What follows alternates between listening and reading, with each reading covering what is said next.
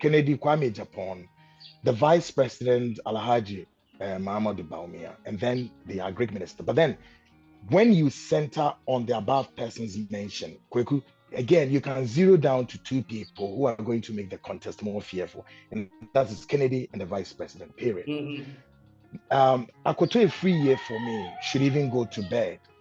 You know, it will be a travesty and miscarriage of justice to spend one pesewa for anybody to chop among the delegates and make him feel and as it were to believe that he's going to lead the NPP. Absolutely not. Now, because of Alan is out of the equation, Alan still has some support base in NPP. So that support base between now and November is quite a number of days, weeks to go. Would begin to contemplate as to whether to add up to, even though Alan has not spoken, to ask it were to suggest that, hey, I want to back Vice President Baumia or Kennedy Kwame Japan. If you look at the equation now, Alan is out, but the supporters of Alan in MPP still remain, even though some of them are disappointed. Of course, they are crestfallen that Alan left, because I'm not quite sure that the supporters of Alan anticipated that after the Electoral College Congress, Alan made an announcement and said he was going to come back again after consultation with his family to decide where to go and how to go about it. They ever anticipated that the comeback of Alan would be the announcement that he's completely gone and that he's going to form his own movement. So and you are suggesting that, but nevertheless. So the suggestion is that now he has supporters and they're going to split into either following Dr. Baumia or Kennedy. Exactly. Although Alan hasn't mentioned this, he hasn't made any declaration yet. But automatically and politically, the followers of Alan will surely decide where to go, either to go with Kennedy or with Baumia, or they will split.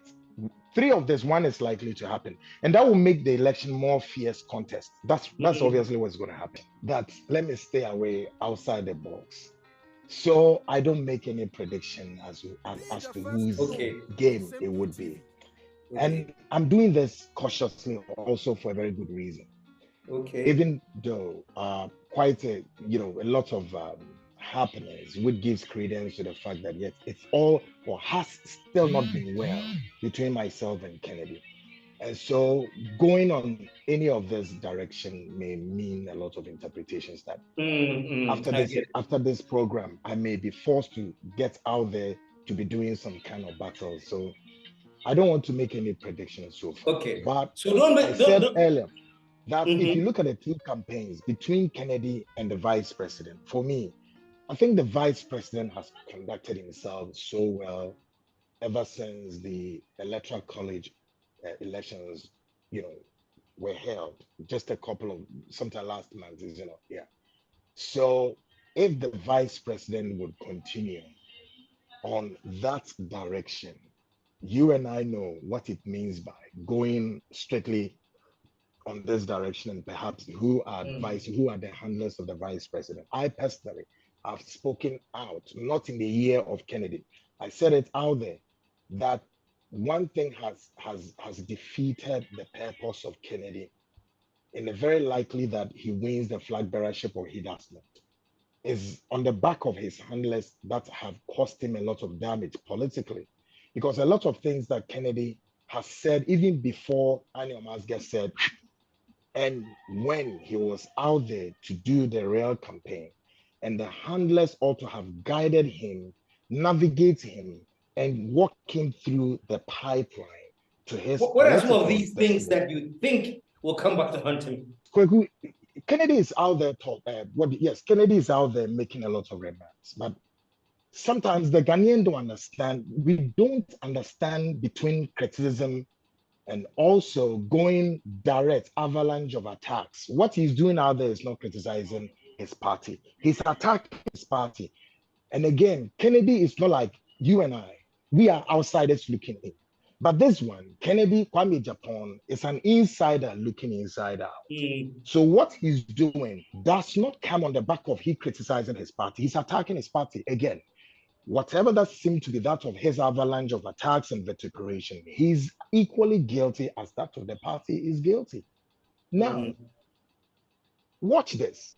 Sometime, I think a week prior to the electoral college elections, he was heard to have said, quoted to have said that, yes, he was on his own network saying that MPP, women quite fast way pass it, for example, 11 and you see, oftentimes he comes out, then he gives headlines. Listen to me, Kweku.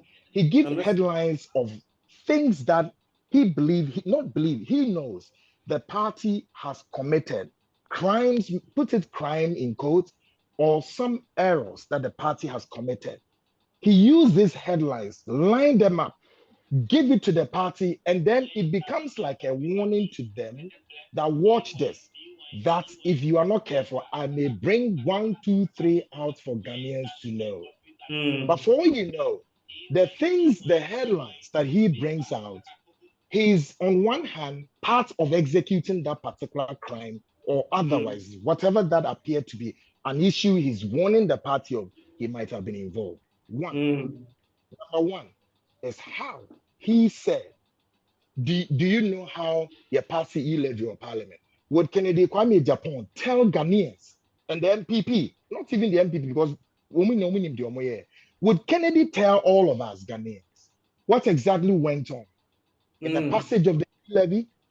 Would he be bold enough to expose the Speaker of Parliament?